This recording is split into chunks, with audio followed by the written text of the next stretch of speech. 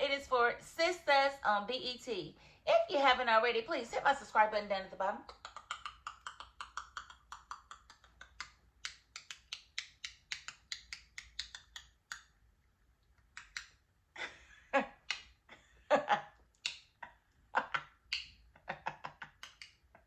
Okay, I'm done.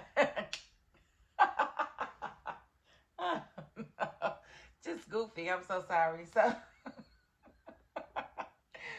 okay, I'm sorry. I'm so sorry. Okay, so this to me was an okay episode. It was kind of good, kind of juicy. I kind of liked a couple of things that happened, so I want to get right into this review. Okay, so we see Jordan. He wakes up. He's just groggy, blah, blah. And he's like, well, how much did you have to drink? Oh, my goodness, what's going on, Jordan? Oh, my goodness, you slept in your clothes. You didn't put in your pajamas. What's going on? Blah. And so he's like, I don't know, I just had some drinks, and, Ethan was here having drinks with me and stuff, and yeah. And she's like, that's not good. He shouldn't see you this way, and blah, blah, blah, blah, blah, blah, blah. She brushed it off. He brushed it off.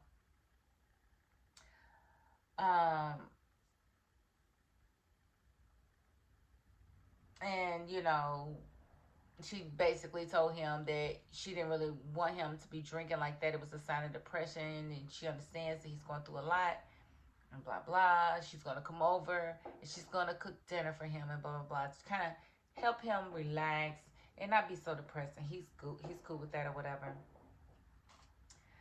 If she leaves, he says, I love you again, and she doesn't reply. She just does not say it back to him at this point. We then see Rich go to Sabrina's job. Sabrina's talking to Maurice or whatever about nothing. And Rich comes through, and he's got smoothies. And what I didn't like, Maurice always got something to say. He gonna ask this man for some of his juices. Excuse me, ew, go sit down. You go sit down. You go have a seat. Nobody asked you nothing, okay? You go over there and you sit down. That's what you do. He always got something to say. Like, these writers are so cringe, especially this episode. You gonna see. Okay, so he comes and he brings her the juicy, and he's basically trying to apologize for his wording the other day, and she really didn't want to hear it. And basically she asked the same questions that I asked, like, well, what are we even doing? Because and he did say that he didn't understand the fertility process and blah blah blah. No, you understood. You just want to make sure that she don't get pregnant with your baby. And I still don't understand why you even want to still deal with this woman, because if she's actively trying to have a baby, you're going to have to deal with the baby, so it might as well be yours. Like, it doesn't even make sense to me that y'all would even be dealing. And so, like I said, she asked all those right questions, like, what are we doing? And he's like, I told you I'll cross that bridge when I come to it. She's like, we're at the bridge. I'm taking fertility pills. I'm taking fertility medicine. No, she said, I'm taking hormones or whatever. And I do and plan on, having a baby. And so I think we should just put things on hold. He's like, really? And she's like, yeah. And so she put things on hold, and he was basically like, you good luck with that. Because he didn't want to put things on hold. I love you. No, let's not. What can we do? What can we do? She's like, well, we ain't having no sex. And I feel you, Sabrina. Perfect. Cut that sex off, and then let's see how much he loves you. Because guess what? If you love somebody, not having sex with them is not going to stop you from loving them. It's not. So we're going to see. We're going to see. And then we see Hayden got busted, flirting with Miss Marie in the parking garage by Fatima. Fatima saw them flirting and saw Miss Marie with her hands all over Hayden or whatever. And so she confronted him. And he was just like, why don't you just admit that you want this again? Basically, talking about he thinks she wants his sex. And she was like, if we was on a stranded island, I still wouldn't want your pencil penis. Now, see, she didn't say penis. That's my terminology. I say penis or penis on stage when I'm doing comedy, because it's funnier than pencil D, isn't it? Isn't it? Admit it. It's funnier.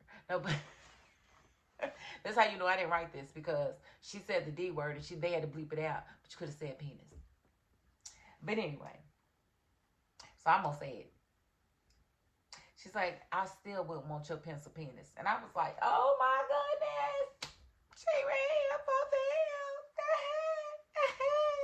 But I'm like, if it's such a pencil penis, how did Big Miss Marie really enjoy it? Because she clearly enjoyed her time with him. Or maybe she found out what that mouth do. I don't know what it is, but Miss Marie was definitely smitten on Hayden, and it was sickening to watch. I'm not even gonna hold you. I ain't like it at all. And then we see Tony and Danny. Tony comes up to Danny while she's working, and he's always alluding to wanting to have sex with her. It is so cringe. Like, what else do you guys have in common besides hunching? I'm so sorry. If y'all hear the explosions, it's because it's the 3rd of July and I'm in Kentucky and they have been definitely setting off fireworks for the last week. And I just have to deal with it. And I'm not that far from Fort Knox as it is. So sometimes they be doing stuff too. But I think this is just my neighbors being anal retentive. So sorry about that. But yeah, so Danny and Tony are talking, and Danny's kind of brushing him off because he's basically, talking about wanting to have sex with her and this and this and that and that. And she's just like, yeah. And he mentions that he's going to come over to her house, but only after he has dinner with the kids. And she's like, dinner with the kids shouldn't be hard. She's like, they can eat early. Just throw some chicken nuggets in the microwave and come on over. And he was like, no, not quite like that. It's going to be me, them, and my ex-wife. Okay, so first of all, why would you say just you and the kids at first? Why would you lie and not say that it was going to be her initially? That's strike number one. Like, Tony just really, if you wasn't off of the Tony train, you definitely hopped off on this episode because he is trash, and we knew it because this man doesn't know boundaries. He doesn't know how to set boundaries for his children, and he doesn't know how to set boundaries for his ex-wife. This man he knows no boundaries, period, and it's definitely about to hurt Danny's feelings. So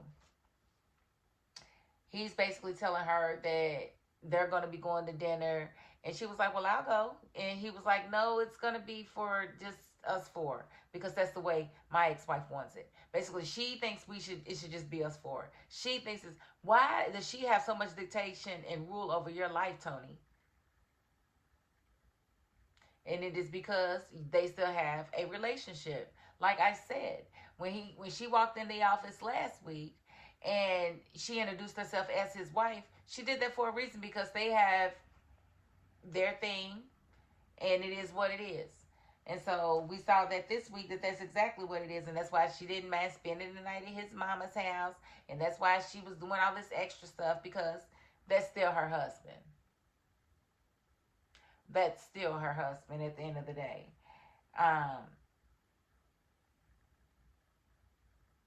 And I just feel like when she goes to ask him to go to dinner with her and the kids as a family, I feel like that was out of line. He should have never agreed to that. It wasn't either one of their birthday. It wasn't a special occasion. She just wanted to do it for old time's sake. No, these kids need to get used to their new reality. And their new reality is that their mom and dad may be in the same city, but they're not going to be in the same room together because they're not together anymore. Our dad has moved on with someone else, and it's disrespectful for you guys to be hanging out and doing things like a family when you're not together anymore and he has somebody else. Like, no, these kids are old enough to know that this is not appropriate. But he goes anyway. And, of course, Danny probably calculated it as a red flag, but what's she going to do? I mean, seriously, what's she going to do? And then we saw Jordan and Ethan had met in the morning. And Jordan had some questions for Ethan about the previous night because he woke up in his clothes and he doesn't normally do that. And, of course, Ethan laughed through his teeth for the whole thing. Like, yeah, you walked me to the door, you don't remember? Like, no, he don't remember. Like, it's crazy. So we get a look into what actually happened, later on in the episode. So he basically played, Ethan basically played Jordan off, and Jordan fell for it. Just dumb. And then we see Pam at work, and Trey comes in, and he's coming in to check on her. And she's really excited and giddy that he is, thinking of her, and he's taking the time to make sure she's straight and everything. So she's really excited about that. And I'm happy for Pam for a little bit. And, she's really getting her ducks in a row with her business. She's got the attorney. The attorney's helping her, um, just streamline everything. Goodness gracious, why do I have a hair on my lip? There it goes. She's gotten herself an attorney. The attorney's helping her streamline everything, her LLC, just getting everything business wise in a row. So we are definitely proud of Pam, and we're happy that she's got Trey, and Trey is actually checking for her for now.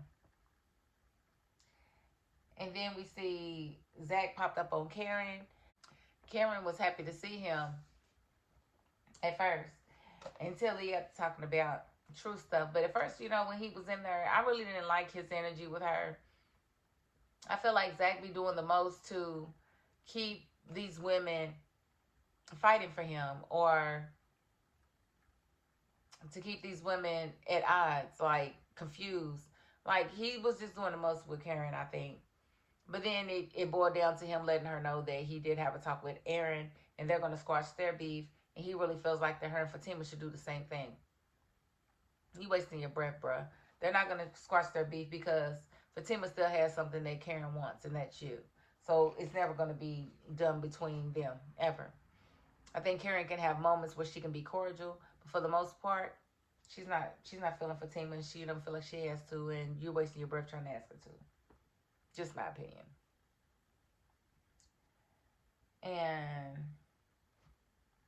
one thing I did want to mention, is it just me, or do they have Karen completely snatched above that belly? Like, her waist is so small, but then they got this big old belly like that comes like right after it. It's like she is fully dropped. Like, that baby's coming out like tomorrow. I'm certain the baby's coming out tomorrow. Because that baby is low, baby, low. Because she is tiny, like all the way down, and then boop, she's pregnant. It's crazy, but maybe it's just me. I just had to ask, and I want y'all to respond. Let me know what you think. And we do see, Miss Marie, she comes in, she's just kind of, well, if you had been here, maybe you could have made the meeting. If they give her that line one more time, I do not want to hear her say that again. Like, how many times is Miss Marie going to say that? And every time she says it, it's because she's coming to work before the office even opens. Like, bro, nobody told you to be here at 6:30 in the morning talking about, why weren't you here for the meeting? Because I was asleep. Because my alarm don't go off till 7. That's why.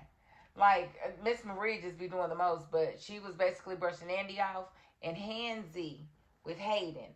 And I don't know what Andy can do to the partners to let them know what Hayden's doing, or if they would even do anything. Maybe they'll say, well, shoot, he's doing what it takes to keep the client. So we really don't know, if she even has a course of action right now, because it's clear they're having sex. And I just feel like Fatima, she knows Tamira. Why don't you just call Tamira and tell Tamira, your husband cheated on you with Miss Marie? Just tell Tamira. Tamira will know what to do from there. And then Tiffany, them at dinner, and her basically talking about she want them to spend the night together like they used to, and have the kids snuggle in between them. Why would y'all be in the same bed? I was so mad and triggered watching that scene, and then watching Tony not be able to tell her no, like not giving her any boundaries at all. Like, when the kids mentioned Danny, she basically brushed it off and was like, no, this is a family dinner. She's not family. And he's like, well, she's my girlfriend. She's my family. Shut up. You should have cut her off when she was saying that crap and told your daughter, you know what? Danny did want to come, but I didn't want to make it awkward. But the next time we do something like this, I will bring Danny. And there would have been nothing wrong with that. But I believe they still got some type of relationship going, because he gives her way too much power. And I believe that he absolutely spent the night with his ex-wife. And I believe they slept in the same bed. And I believe the kids was there for a little while, and then they probably put them in their bed. Because why would you deny Danny sex after you sat there and built her up that whole day about how you was going to give her some. Like, you told her don't go to sleep, blah, blah, blah, blah, blah. I'm waking you up, blah, blah. But you didn't wake her up or nothing, did you? Because you wasn't there. And you're sitting here trying to make it like you was there. And I wish Danny had a doggone Ring camera. I wish that there was some type of Ring camera evidence to prove that you didn't come in that night. You're crap, Tony. Like, I can't believe they wrote you to be this crap. And then when she asked you to give her some before you left, you curbed her then. And told her, I gotta go. I'm fully dressed and I gotta go. She said, that's never stopped you before. And I sincerely hope that Danny gets hip and lets you go. Like, no, what you won't do is just cheat on me in my face. Like, you just did that. You did that and didn't even think about how it was gonna make me feel at all. It didn't even matter to you. And we see Karen gets a phone call. She's got some type of insurance issue, and she's basically gonna lose her location if she doesn't get her insurance straightened out. She gets off the phone with them. She turns her head and she sees Trey tonguing another woman down, and so she takes pictures because, of course, misery loves company. Oh, she got to tell, Pam, why you think you got you a good one? You got you a player because look at what he was doing around the corner. Blah blah blah. So that's right up Karen's alley. She got the pissing Pam's cornflakes. That's all she know how to do. And that's going to be sad because I really was happy for Pam and I thought Trey was going to be a good dude for her. Not at all.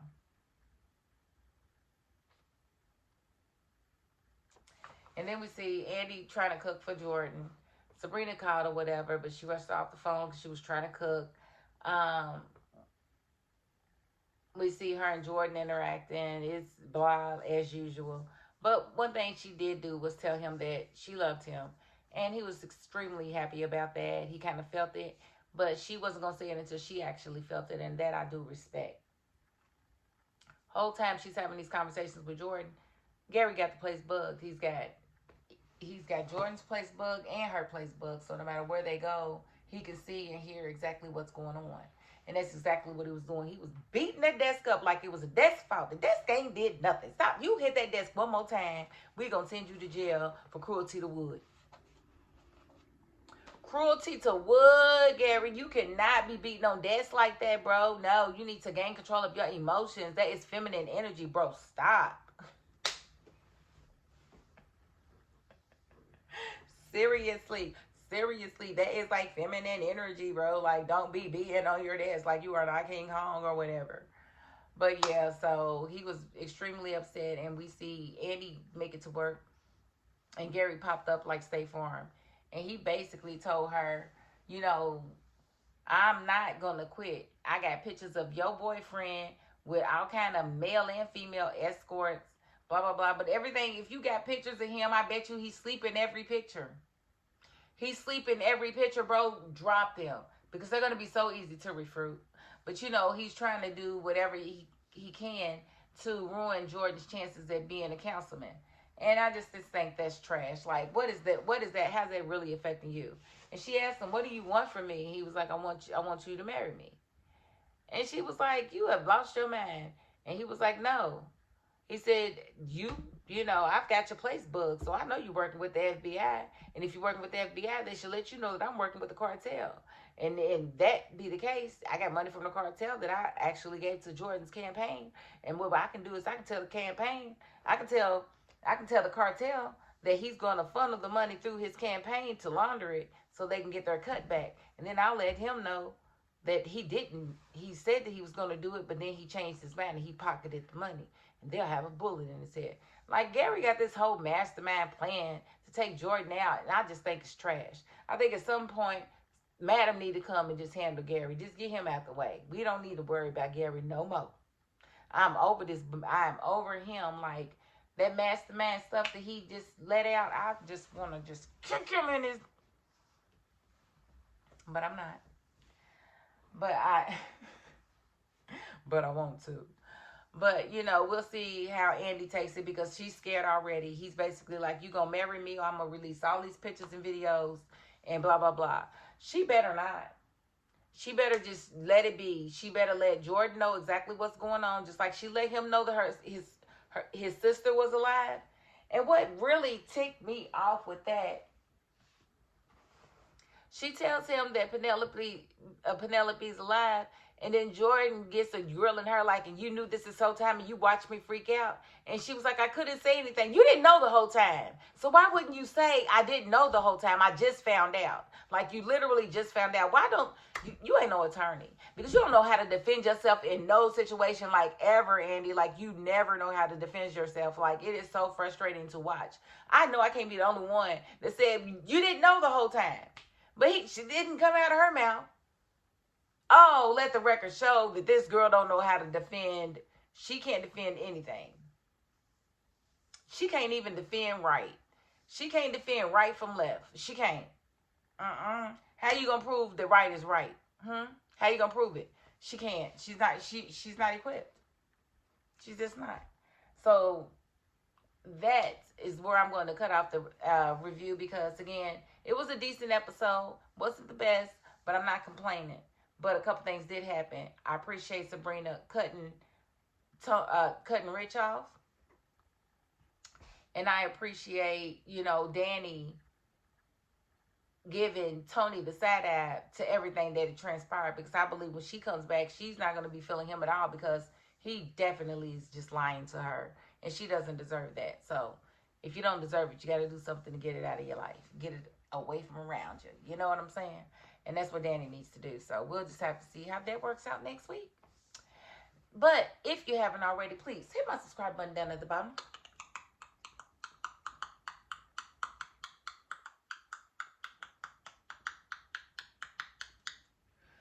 Thank you so very much. And if you are not the subscribing type, you know what? You got to the end of this video, and that's more than I can ask of anybody. So thank you. And that is my $5.02. Peace.